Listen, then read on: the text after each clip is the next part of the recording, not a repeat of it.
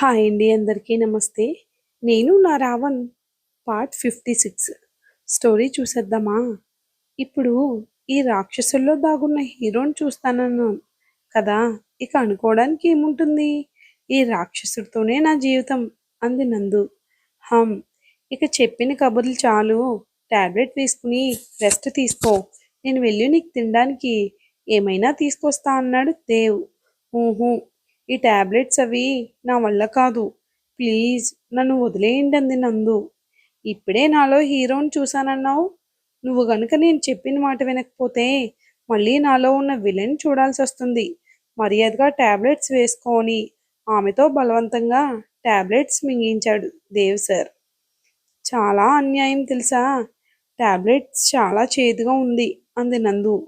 జ్వరం తగ్గాలంటే తప్పదమ్మా, ఇక నువ్వు రెస్ట్ తీసుకో అన్నాడు. అంతా మీ కంగారే కానీ రెస్ట్ తీసుకోవాల్సిన ఫీవర్ ఏమీ కాదులే అని అతని భుజంపై తల అంచి, ఇక మనకి ఎలాంటి ప్రాబ్లమ్స్ లేవు. ఆ జాన్ ఇంకా వాడి వెనుక ఉన్న ఆనంద్ ఇద్దరూ దొరికారు కదా అంది. అవును, బయట శత్రువులు దొరికారు కానీ ఇంట్లో శత్రువుల సంగతి చూడాలి అని మనసులో అనుకుని, అవును లిల్లీఫుట్, ఇక మనం ఎలాంటి టెన్షన్ లేకుండా హ్యాపీగా ఉండొచ్చు అన్నాడు దేవ్. ఆశ్రమంలో రాజేశ్వరి గారు, ఆవిడ మనవరాళ్ళు, కూతుర్లు అందరూ ఆశ్రమంలోనే ఉన్నారు. అక్కడే ఉండే ఒక పెద్దావిడ, చూసావా సరోజా, ఆ పెద్దింటి వాళ్ళు మొన్నటి వరకు డబ్బుందని ఎంత పొగరు చూపించారు. అసలు మనల్ని మనుషుల్లా కూడా చూసేవారు కాదు. మరి ఇప్పుడు మనతో సమానంగా ఇక్కడ అనాథల్లా ఉన్నారు. అందుకే అంటారు పెద్దలు ఓడలు బళ్ళవుతాయి, బళ్ళు ఓడలవుతాయి అని. ఎప్పుడు ఎవరికి ఎలాంటి పరిస్థితి వస్తుందో ఎవరికి తెలుసు? అందుకే అందరితో మంచిగా ఉండాలన్నారు. అవును కాంతం, నువ్వు చెప్పింది నిజమే. ఈవిడ మంచిగా ఉంటే ఈ పరిస్థితి ఎందుకు వస్తుంది? ఇన్ని రోజులు డబ్బుందన్న పొగరుతో ఉన్నారు. ఇప్పుడు సొంత మనవడే బయటికి పంపించేసరికి అహంకారం కాస్త వదిలింది. అయినా ఇది కూడా తన మనవడిదే కదా, పౌరుషం లేకుండా ఇక్కడెలా ఉంటున్నారు అన్నారు ఆవిడ. ఇదంతా నందు అంతకు ముందు రోజు వాళ్ళతో చెప్పడం వల్ల కావాలని రాజేశ్వరి గారు వినేలా వాళ్ళు మాట్లాడారు. వాళ్ళ మాటలు వింటున్న రాజేశ్వరి గారికి చాలా కోపం వచ్చింది. కానీ ఇప్పుడు తన కోపం ప్రదర్శించే టైం కాదనుకుని, జయ, వాణి, పదండి, ఇక్కడి నుంచి వెళ్ళిపోదాం. ఎక్కడికైనా వెళ్ళి చావనైనా చేద్దాం కానీ ఇక్కడ ఒక్క నిమిషం కూడా ఉండొద్దు అన్నారు. అవునమ్మా, ఇక్కడుండి ఈ అనాథలతో మాటలు పడ్డం నాకు కూడా నచ్చలేదు. చూసావా, దేవి చేసిన పని వల్ల మన ముందు నిలబడే అర్హత లేని వాళ్ళతో కూడా మాటలు పడుతున్నాం అన్నారు వాణి. వాణి, మనం ఇలా మాటలు పడ్డానికి కారణం దేవు కాదు, మనమే అంటూ జైత్రి గారు రాజేశ్వరి గారి పక్కన కూర్చుని, అమ్మా, నువ్వు చెప్పినట్లే వెళ్ళిపోదాం కానీ ఎక్కడికి వెళ్ళినా మనకి ఇవే ప్రశ్నలు తలెత్తుతాయి. ఇలానే అవమానాలు జరుగుతాయి. అయినా వాళ్ళు చెప్పిన దాంట్లో తప్పే ఉంది చెప్పు? ఇన్ని రోజులు మనం డబ్బుందన్న పొగరుతోనే ఉన్నాము. నువ్వు నీ కూతుర్లు బాగుండాలి, నీ మనవరాలు బాగుండాలని స్వార్థంతో ఆలోచించావు తప్ప ఊరి గురించి కానీ ఊరి జనం బాగోగుల గురించి కానీ ఏనాడైనా ఆలోచించావా? ఇక దేవు గురించి చెప్పాలంటే ఇన్ని రోజులు తన ఆస్తిని మనం అనుభవిస్తున్నా మనల్ని ఒక్క మాట అననివాడు ఈ రోజు ఇలా మారడానికి కారణం నువ్వే. నువ్వు అక్కడే ఉంటే తన భార్యని ఎక్కడ చంపుతావో అని మనం ఇంటి నుండి వచ్చేస్తున్నా మనల్ని ఆపలేదన్నారు. నేను వాడి భార్యను చంపడం ఏంటి అన్నారు రాజేశ్వరి గారు తడబడుతూ. అమ్మా, నేను నీ కూతుర్ని. నా దగ్గర నువ్వేం దాచలేవు. నాకు తెలుసు నువ్వు నందుని చంపాలనుకున్న విషయం. తప్పు నీ దగ్గర పెట్టుకుని ఒకరిని అనడం కరెక్ట్ కాదు. నేను చెప్పాల్సింది చెప్పాను. ఇకనైనా మంచిగా మారితే అందరి ముందు నీ పెద్దరికానికైనా మిగులుతుంది. ఇక వెళ్దాం పదండి అని వాళ్ళని తీసుకుని ఆశ్రమం నుండి బయటికి వెళ్లారు. ఇన్ని రోజులు ఊరు పెద్దగా గర్వంగా తలెత్తుకుని తిరిగిన రాజేశ్వరి గారు అదే ఊర్లో తలదించుకుని నడుస్తున్నారు. దారి పొడవునా అందరూ వీళ్ళని చూసి గుసగుస మాట్లాడుకునేవాళ్లే. వాళ్ళ మాటలు రాజేశ్వరి గారి చెవిన పడుతూనే ఉన్నాయి. జైత్రి గారు అవమాన భారంతో నడవలేక నడుస్తున్నా రాజేశ్వరి గారు చేయి పట్టుకుని చూసావా అమ్మా, మన గురించి ఎలా మాట్లాడుకుంటున్నారో. మనల్ని చూసి వీళ్ళకి ఇలానే అవ్వాలని అనుకునేవాళ్లే కానీ ఒక్కరైనా మన గురించి జాలి పడేవాళ్ళు ఉన్నారా చెప్పు. అయినా ఇదంతా మన ప్రవర్తన వల్లే కదా. ఒకప్పుడు వాళ్ళతో నువ్వు ఎలా ప్రవర్తించావో ఇప్పుడు నీతో అలా ప్రవర్తిస్తున్నారు అని అన్నారు. జయ చచ్చిన పావుని ఇంకా చంపకన్నారు రాజేశ్వరి గారు. అవునక్క, ఇప్పటికే అమ్మ చాలా బాధపడుతుంది. ఇక ఆ విషయం మాట్లాడుకు. ఇక్కడికి దూరంగా వెళ్ళి మనం బ్రతుకుదాం అన్నారు వాణి. అలా అందరూ నడుచుకుంటూ వచ్చి బస్ స్టాప్లో కూర్చున్నారు. అమ్మా, మన దగ్గర ఛార్జీలకు డబ్బులు లేవు కదా అంది అమల. అవునన్నట్లు తలూపారు వాణి. మరి ఇప్పుడు డబ్బులు లేకుండా ఎక్కడికైనా ఎలా వెళ్తాం అంది రుచిత. ఇంతలో దేవ్ కార్ వాళ్ళ ముందు ఆగింది. వాళ్ళు దేవుని చూసి కూడా చూడనట్లు అక్కడి నుండి వెళ్ళిపోతుంటే దేవ్ కార్ దిగి వాళ్ళ దగ్గరికి వెళ్ళి, నానమ్మ, కారులో కూర్చోండి, మనం ఇంటికి వెళ్దామన్నాడు. నువ్వు పొరపాటు పడుతున్నావు దేవ్. అది మన ఇల్లు కాదు, నీ ఇల్లు. నీ బెళ్ళం చెప్పింది కదా, ఆ ఇంట్లో మేము పనివాళ్ళ కింద లెక్క అని. ఇక ఆ ఇల్లు మా ఇల్లు ఎలా అవుతుంది? అయినా అక్కడ మాకంత అవమానం జరిగాక ఇక ఏ ముఖం పెట్టుకుని అక్కడికి రావాలి? అదంతా కాదు. నిన్న మేము ఇంట్లో నుండి వచ్చేస్తుంటే కనీసం ఉన్న పలంగా ఎక్కడికి వెళ్తారు? ఇక్కడే ఉండండి అని ఒక్క మాటైనా అన్నావా అన్నారు వాణి. అత్త, జరిగిందేదో జరిగిపోయింది. మీతో ముఖ్యమైన విషయం మాట్లాడాలి, నాతో రండి అని వాళ్ళని ఒప్పించి ఇంటికి తీసుకెళ్ళాడు. రాజేశ్వరి గారు ఇంట్లోకి వెళ్ళాలా వద్దా అని గుమ్మం దగ్గరే నిలబడి ఆలోచిస్తుంటే దేవ్ ఆమె భుజంపై చేయి వేసి, నానమ్మ, ఎవరు అవునన్నా కాదన్నా ఇది నీ ఇల్లు. నీ ఇంట్లోకి నువ్వు రావడానికి ఆలోచించడం ఎందుకు అంటూ ఆమె చేయి పట్టుకుని లోనికి తీసుకొచ్చి సోఫాలో కూర్చోబెట్టాడు. ఇంతలో లాయర్ అక్కడికొచ్చారు. లాయర్ గారు, నేను చెప్పినట్లు డాక్యుమెంట్స్ ప్రిపేర్ చేశారా అన్నాడు దేవ్. అంతా మీరు చెప్పినట్లే చేశాను. ఇవిగోండి డాక్యుమెంట్స్. వీటిపై మీరు సైన్ చేస్తే సరిపోతుందన్నారు లాయర్. దేవ్ లాయర్ ఇచ్చిన డాక్యుమెంట్స్ తీసుకుని వాటి మీద సంతకాలు పెట్టి వాటిని తీసుకెళ్ళి రాజేశ్వరి గారి చేతికిచ్చి, నానమ్మ, ఇవి ఈ ఊరిలో ఉన్న మన ఆస్తికి సంబంధించిన డాక్యుమెంట్స్. మీరు కోరుకున్నట్లుగానే ఈ ఆస్తిని గంగా, శివాని, అమల, రుచిత నలుగురికి సమానంగా రాశాను. ఇప్పుడు మీకు హ్యాపీనే కదా అన్నాడు. దేవ్ ఇప్పుడు ఇవన్నీ ఎందుకన్నారు రాజేశ్వరి గారు. ఎందుకంటారేంటి నానమ్మా, మీరు ఈ ఆస్తి కోసమే కదా నందుని చంపాలనుకున్నారు. ఈ ఆస్తి కోసమే కదా వీళ్ళల్లో ఒకరిని నాకు ఇచ్చి పెళ్లి చేయాలనుకున్నారు. ఎందుకు నానమ్మా ఆస్తి కోసం ఒక మనిషిని చంపేంత దిగజారిపోయారు. ఈ ఆస్తి నా మనవరాలకి ఇచ్చేయమని ఒక్క మాట, ఒకే ఒక్క మాట నన్ను అడిగి ఉంటే ఎప్పుడో సంతోషంగా ఇదంతా మీకు ఇచ్చేవాణ్ణి. కానీ మీరు ఈ ఆస్తి కోసం నా దగ్గర మంచిగా నటిస్తూ నా ప్రాణానికి ప్రాణమైన నందుని చంపాలనుకున్నారు.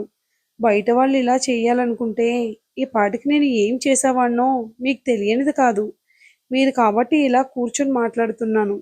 మీరు ఫ్యూచర్లో నంది జోలికి రాకుండా ఉండడం కోసం మీకు కావాల్సింది మీకు ఇవ్వాలని నిర్ణయించుకున్నాను. అందుకే ఆస్తి మీకు రాసి ఇచ్చానన్నాడు. దేవ్ అలా అనేసరికి రాజేశ్వరి గారు చాలా బాధపడ్డారు. దేవ్ వైపు చూడలేక తలదించుకున్నారు. నానమ్మ, నువ్వు తలదించుకోవాలని నేను ఇలా అనడం లేదు. ఇప్పటి వరకు మీరు ఎలా ఉన్నా ఇకపై మీరు ఇలా తలదించుకునే పరిస్థితి రాకుండా చూసుకోండి. మీ తప్పును ఎత్తి చూపాలని నేను అనడం లేదు, కానీ మనిషిగా ఇంకో మనిషిని డబ్బుతో కాకుండా మనసుతో చూడమని అంటున్నాను. డబ్బు చాలా చెడ్డది నానమ్మ. డబ్బు మీద ఆశ ఉండడం తప్పు కాదు, అత్యాశ ఉండడం తప్పు. మీరే చూసారుగా, మీ దగ్గర డబ్బు లేదని తెలిసి మావయ్యలు కూడా మిమ్మల్ని వదిలి వెళ్ళిపోయారు. అంతేకాదు, ఊర్లో వాళ్ళు మిమ్మల్ని చీమ కంటే ఘోరంగా చూశారు. మీరు ఇక్కడి నుండి వెళ్తే అన్నా మీరు మారతారన్న కారణంతో నిన్న మీరు వెళ్తుంటే ఆపలేదు. ఇప్పుడు మీకు అన్నింటి విలువ తెలిసిందని అనుకుంటున్నాను. ఒకవేళ ఇంత చెప్పాక కూడా మా మీద కోపం ఉంటే అది నా మీద చూపించండి. అంతేకాని నందు మీద కాదు అన్నాడు రాజేశ్వరి గారు ముందు చేతులు జోడించి. రాజేశ్వరి గారు కన్నీళ్లతో దేవ్ చేతులు పట్టుకుని, నా తప్పు నేను తెలుసుకున్నాను దేవ్, చిన్నవాడివైపోయావు, లేకపోతే నీ కాళ్ళు పట్టుకుని క్షమాపణ అడిగేదాన్ని. నీ మాటలకు నాలో ఉన్న పొగరు అహంకారం అన్నీ చచ్చిపోయాయి. ఈ ఆస్తి కూడా మాకేం వద్దు, మీ పేరు మీదే ఉండనివ్వన్నారు. లేదు నానమ్మ, ఇది ఎప్పటికైనా వాళ్ళకి చెందాల్సిందే.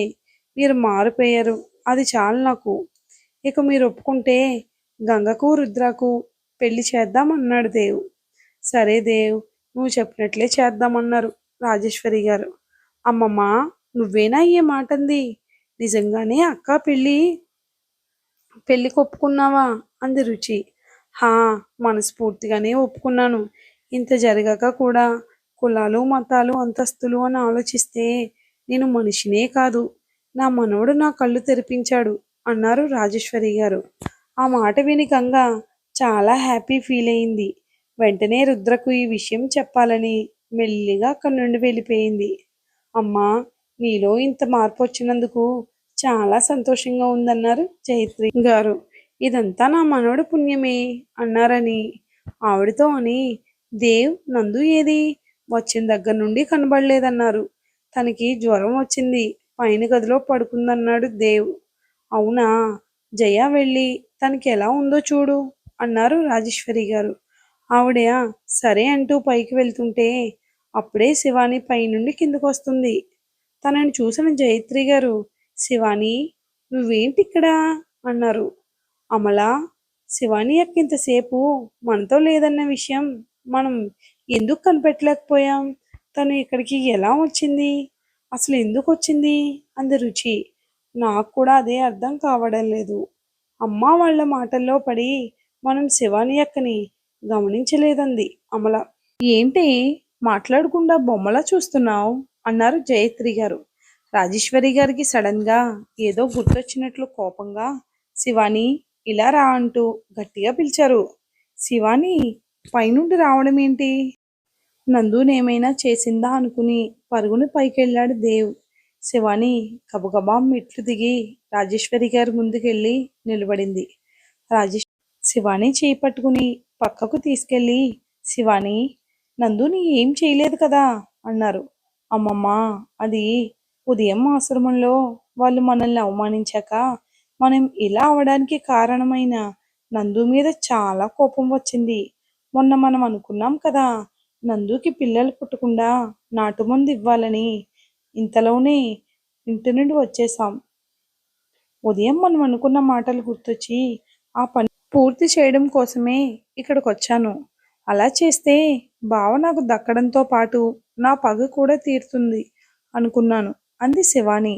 రాజేశ్వరి గారు శివాని చెంపపై కొట్టి, ఎంత పని చేశావే, అంతా బాగుందనుకున్న సమయంలో ఇలా చేశావేంటే? ఇప్పుడు దేవ్ ఇక జన్మలో మనల్ని క్షమించడు. అయినా తప్పు నీది కాదు, నిన్ను ఇలా పెంచినా నాది అన్నారు. అమ్మమ్మ, నేను చెప్పేది పూర్తిగా విను. నేను మందు అయితే తెచ్చాను కానీ అంటూ జరిగింది ఆవిడకి చెప్పింది. కొన్ని గంటల క్రితం అంటే రాజేశ్వరి గారు వాళ్ళు ఆశ్రమంలో నుంచి బయటకు వచ్చే ముందు.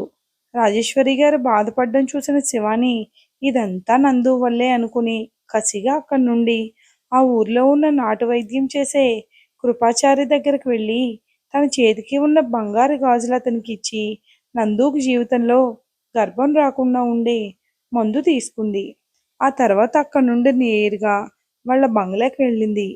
ఇంటి బయటే నిలబడి ఇంట్లోకి ఎలా వెళ్ళాలా అని ఆలోచిస్తుంటే అప్పుడే దేవ్ గారు బయటకు వెళ్ళడం చూసి తన పని ఇంకా సులువవుతుందని అనుకుంది. వెంటనే కిచెన్లోకి వెళ్ళి, రంగమ్మ, ఒక గ్లాస్ పాలివ్వు త్వరగా అని పని మనిషిని పాలు అడిగింది. చిన్నమ్మ, మీరేంటి ఇక్కడ అని అడిగింది పని మనిషి. అవన్నీ నీకెందుకు, పని మనిషిలా ముందు నేను చెప్పిన పని చేయి అంది శివాని. రంగమ్మ ఇంకేం మాట్లాడకుండా పాలు కలిపి శివానికి ఇచ్చింది. నీ పని అయిపోయింది కదా, ఇక నువ్వు ఇంటికి వెళ్ళని ఆమెను పంపించి ఆ పాలల్లో తను తెచ్చిన పొడి మొత్తం కలిపి, నందు, ఇక నీ పని ఫినిష్. ఆ నాటు వైద్యుడు ఇక పిల్లలు పుట్టకుండా ఉండాలంటే ఒక స్పూన్ మందు కలపమన్నాడు కానీ నేను నువ్వు చావడానికి సరిపడా కలిపాను. బావ వచ్చేసరికి హాయిగా చచ్చిపో అనుకుని పైకి తీసుకెళ్ళింది. తను వెళ్ళేసరికి నందు నిద్రపోతూ ఉంది. శివాని నందు పక్కన కూర్చుని నందు లే అంటూ ఆమె చేతిపై తట్టి లేపింది. నందు కళ్ళు తెరిచి శివానిని చూసి శివాని నువ్వేంటి ఇక్కడ అంది. శివాని ముసలి కన్నీళ్లు కారుస్తూ నందు నన్ను క్షమించు. ఇన్ని రోజులు అమ్మమ్మ మాట విని చాలా తప్పులు చేశాను. ఇప్పుడు నా తప్పు నేను తెలుసుకున్నాను.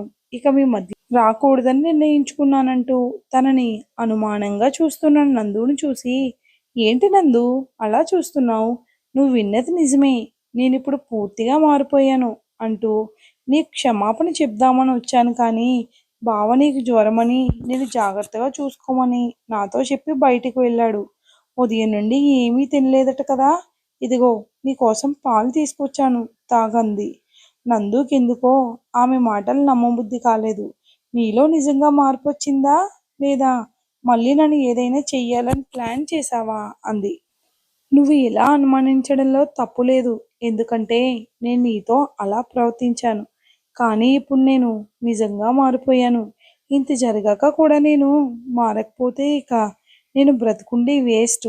బావతో కూడా మాట్లాడడానికి బావ కూడా నన్ను క్షమించాడు. నువ్వు కూడా క్షమిస్తే ఇక మీకు దూరంగా వెళ్ళిపోతానంది శివాని కన్నీళ్లతో. శివాని ఏడవకు. నువ్వు మారిపోయావు. అదే చాలు. మీరు ఎక్కడికి వెళ్ళాల్సిన అవసరం లేదు. ఇక నుండి ఇక్కడే ఉండండి అంది నందు.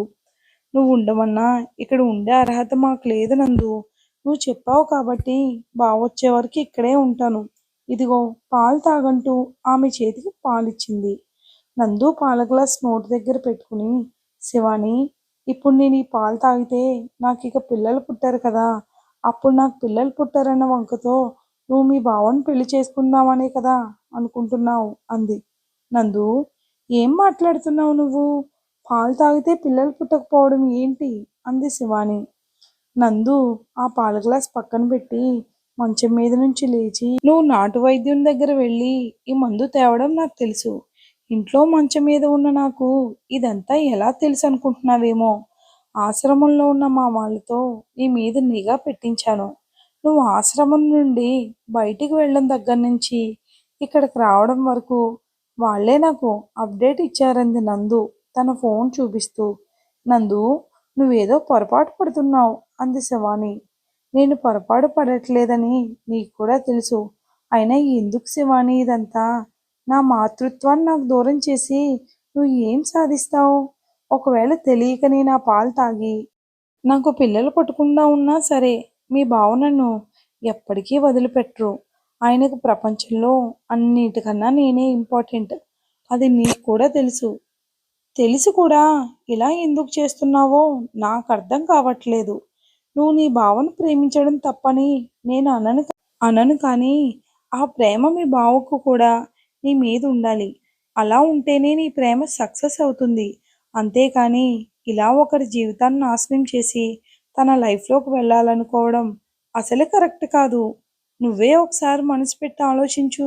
నువ్వు చేసింది తప్పో ఒప్పో నీకు తెలుస్తుందంది నందు. నందు మాటలకు శివానీలో మార్పు వచ్చింది. సారీ నందు, ఈ విషయంలో చాలా తప్పుగా ఆలోచించాను. నేను బావను పెళ్లి చేసుకోవాలన్న ఒక్క విషయం తప్ప మం మంచి చెడులు ఆలోచించలేకపోయాను. ఇక మీ లైఫ్లోకి రాను. నన్ను నమ్మంటూ నందు కాళ్ళపై పడింది శివాని. ఏంటి శివాని, నిజంగానే మారిపోయావా లేదా మళ్ళీ నటిస్తున్నావా అంది నందు. లేదు నందు, నిజంగానే మారిపోయాను. నిన్ను అడ్డు తొలగించుకోవాలని ఇక్కడకు వచ్చింది నిజమే. కానీ ఈ మాటలు విన్నాక నేను ఎంత పొరపాటు చేశానో అర్థమైంది. ఇకపై నాకు గంగా అమల వాళ్ళెలానో నువ్వు కూడా అంతే అంది శివాని నందును హత్తుకుని. ఇది నానమ్మ జరిగిందంది శివాని.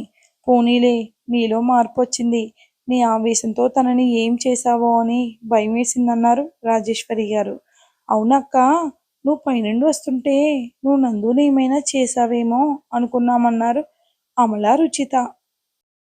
శివాని నవ్వుతూ ఇక్కడికి వచ్చినప్పుడు నిజంగా చాలా ఆవేశంతోనే వచ్చాను. కానీ నందు నాలో ఉన్న మరో మనిషిని చంపి నాకు కొత్త జీవితాన్ని ఇచ్చింది అంది. అవును మానిస్టర్స్, నిజంగా నేను చనిపోయి ఉంటే ఏం చేసేవారు? నన్ను మర్చిపోయి మీ మరదల్ని పెళ్లి చేసుకునేవారా? అంది నందు నవ్వుతూ. దేవ్ ఫాస్ట్గా ఆమె ముందుకు వెళ్ళి ఆమె చెంపపై ఒక్కటిచ్చి, ఇంకోసారి ఇలా పిచ్చి పిచ్చిగా మాట్లాడితే నేనే నిన్ను చంపేస్తా అని వెంటనే ఆమెను హక్ చేసుకుని, నువ్వు నా ప్రాణమే, నీకు ఏమైనా అయ్యి ఉంటుందన్న ఊహ నాకు ఊపిరి ఆడనివ్వదు. ఇక నీకు నిజంగా ఏమైనా అయితే నా ప్రాణం పోతుందన్నాడు దేవ్ ఎమోషనల్ అవుతూ. సరదాగా అన్నాను తెలుసు కదా దేవ్ సార్, సరదాగా అన్నానని తెలుసు కదా దేవ్ సార్, ఎందుకు ఇంత ఎమోషనల్ అవుతారు? అంది నందు అతని వీపు నిమురుతూ. ఇకపై సరదా కూడా అలా మాట్లాడుకు. నీ విషయంలో నేను ప్రతిదీ సీరియస్గానే తీసుకుంటాను అన్నాడు దేవ్. ఓకే బాబా, ఇంకెప్పుడు అలా మాట్లాడను. పదండి కిందకి వెళ్దాం. మీ నాన్నంలో నిజంగా మార్పు వచ్చిందో లేదో ఒకసారి చెక్ చెయ్యాలి అంది నందు. నువ్వు చెక్ చేయాల్సిన అవసరం లేదు గడుసు పిల్ల, నీ పుణ్యమా అని మేం మారిపోయామంటూ అక్కడికొచ్చారు రాజేశ్వరి గారు. ఈ విధంగా ఉందండి మన స్టోరీ. తర్వాత ఏం జరిగిందో నెక్స్ట్ ఎపిసోడ్లో చూద్దాం. వీడియో నచ్చినట్లయితే తప్ప మన ఛానల్ని లైక్ చేసి సబ్స్క్రైబ్ చేయండి మరిన్ని వీడియోస్ కోసం. Thanks for watching.